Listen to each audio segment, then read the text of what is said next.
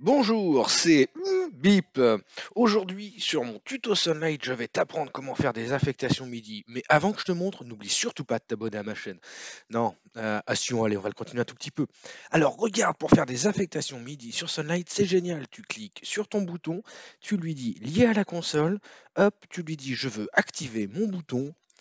Tu touches le bouton et hop là, c'est magique, regarde, ça marche. Et après, après t'es paumé parce que tu sais pas comment le faire dans l'autre sens et tu peux te retrouver avec plein de merde. Non, allez, on oublie tout ça et on reprend à la base avec la bonne méthode pour faire des affectations MIDI et ne pas se paumer. La bonne méthode, elle consiste à partir non pas du bouton qu'on veut déclencher, mais de la console. La console qui, elle, a un ensemble de boutons, et c'est à ces boutons-là qu'on veut affecter des comportements. Et pour voir les comportements, on va faire un clic droit sur le bouton. Si je fais un clic droit sur le bouton que je viens d'affecter à mon déclenchement de machine à fumer, hop, on a une liste d'actions. Alors ouais, ok, pour le tuto, je suis parti d'un truc que j'avais débugué pour quelqu'un, admettons que si j'avais pas fait ça pour quelqu'un, on aurait ça dedans. Voilà. On aurait sur la touche activation du bouton. Et là, on a quelque chose de très clair. Et si on veut mettre une autre action sur ce bouton, admettons que ma machine a fumé, finalement, le déclenchement, j'ai envie de le mettre sur un autre bouton. Par exemple, celui d'à côté, vous allez voir que c'est hyper simple. J'ai l'action qui est là, donc je peux faire copier sur l'action.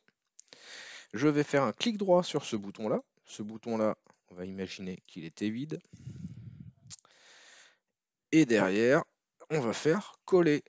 Et là, on voit que en fait, là j'ai fait du copier-coller, je n'ai pas déplacé. Donc mon action, c'est quoi? C'est que si j'active ma machine à fumer, on voit qu'elle est affectée à deux boutons. Si je veux plus qu'elle soit affectée à ce bouton-là, il suffit tout simplement que je clique sur détruire.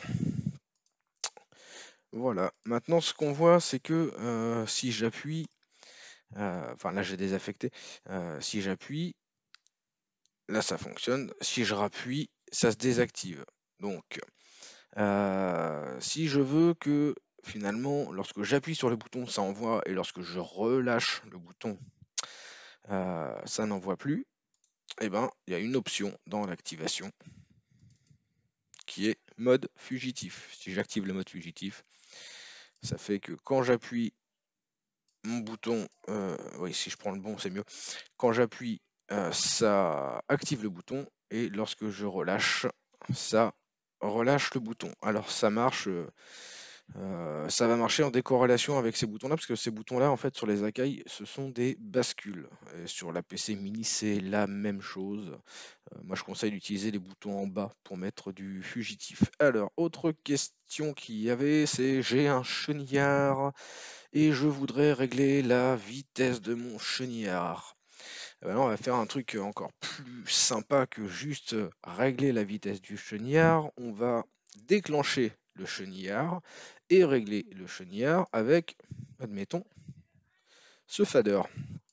Alors, on va commencer par se créer un chenillard quelconque, parce que je ne sais pas si j'en ai dans ce show-là.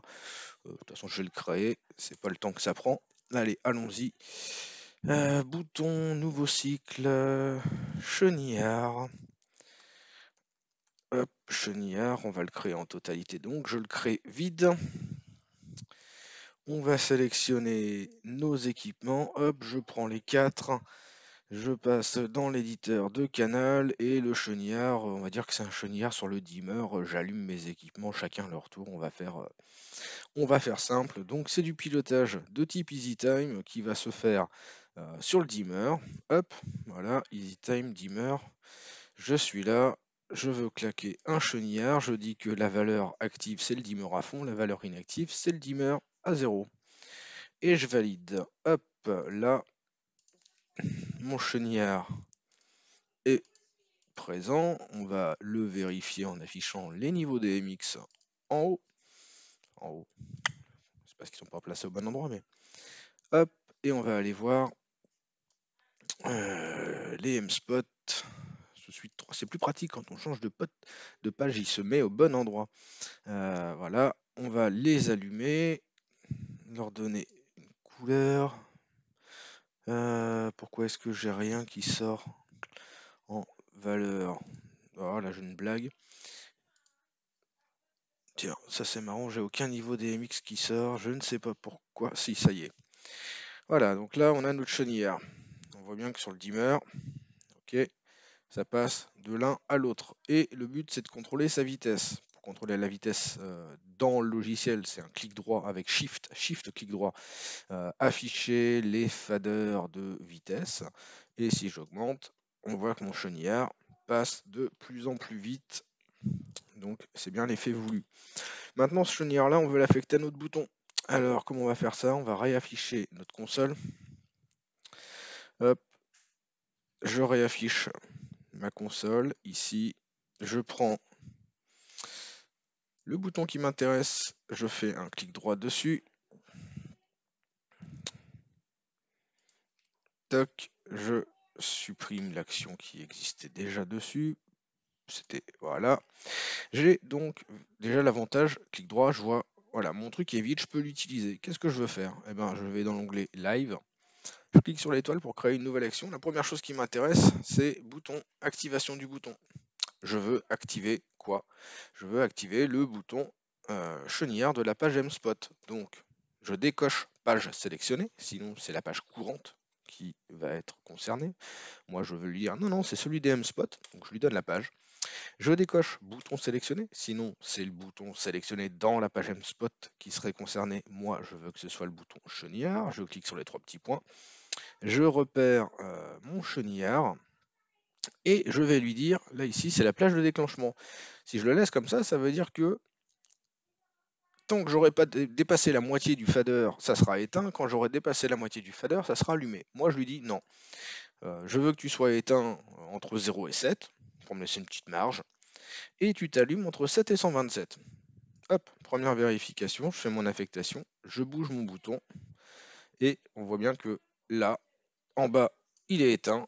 Et dès que je monte, il s'allume. Ok, ça c'est la première étape. Deuxième étape, on veut contrôler la vitesse. Qu'est-ce qu'on va faire? Eh ben, on va dire nouvelle action, bouton, et on va dire qu'on veut contrôler la vitesse, fonction vitesse du bouton. Et ensuite, on va le mettre sur la même plage que tout à l'heure. Tout à l'heure, j'ai mis un déclenchement de 7 à 127. Je vais me mettre de 7 à 127. Et même topo, je lui désigne la page sur laquelle je veux faire le taf. Hop, la MSpot, le bouton. Donc concernant notre affectation sur le bouton, enfin sur le fader, pardon, clic droit sur le fader, hop, j'y retourne parce que j'ai eu un petit plantage entre temps sur mon encodeur, mais c'est pas grave. Et donc je vous disais, fonction vitesse, je sélectionne ma page, c'est les MSpot 200. Je sélectionne le bouton qui m'intéresse, c'est chenillard. Et la zone de déclenchement, je prends la même que celle que j'ai définie pour l'activation de mon bouton, à savoir de 7 à 127. Alors, ouais, non, sous suite 2, on peut pas étendre la zone pour voir. Enfin, si, on peut comme ça, étendre un peu. Vous voyez que voilà, là on voit. Bon, ça a été amélioré sous le 3. Voilà, on voit qu'on est sur la même plage de déclenchement, 727. Bon, et concrètement, qu'est-ce que ça me donne? Alors, il faut voir que ça envoie une valeur entre 0 et 127. Quand je suis en dessous de 7, il ne se passe rien. Quand j'atteins 7, ça me l'active avec une valeur de vitesse qui est très faible. Et quand j'augmente, eh ben, ça augmente la vitesse de mon chenillard. Et forcément, ça le diminue quand je redescends. Ce qui fait que si je veux l'activer ponctuellement, hop, je l'envoie, je règle sa vitesse. Et quand je veux l'éteindre, je repasse mon fader tout en bas. Donc voilà, sur une présentation hyper rapide de comment faire des affectations MIDI sous Sunlight avec une méthodologie qui n'est pas la version «Oh, c'est trop simple, tu fais un clic droit et ça marche». Non, qui est la méthodologie qui vous permettra de partir des boutons de votre console et de savoir clairement ce qui habite sur chacun des boutons de votre console et comment le définir. Voilà, j'espère que ça vous sera utile. Et puis, allez, pour reprendre la parodie de début de vidéo, n'hésitez pas à liker ma vidéo, abonnez-vous et puis mettez un petit pouce.